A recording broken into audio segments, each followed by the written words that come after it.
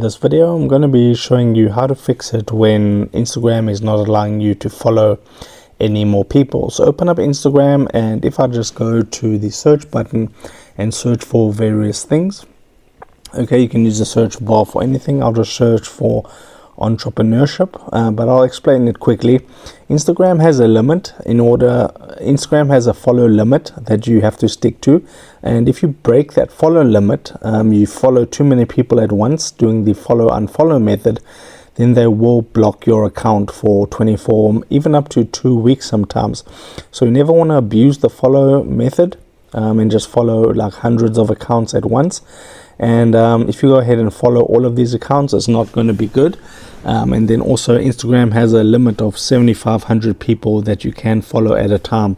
So if you're following too many people at once trying to gain followers, that will give you a limit. And if you stick to the limit, you should be fine. So drop a like on the video, subscribe to my channel, and I'll see you in the next update.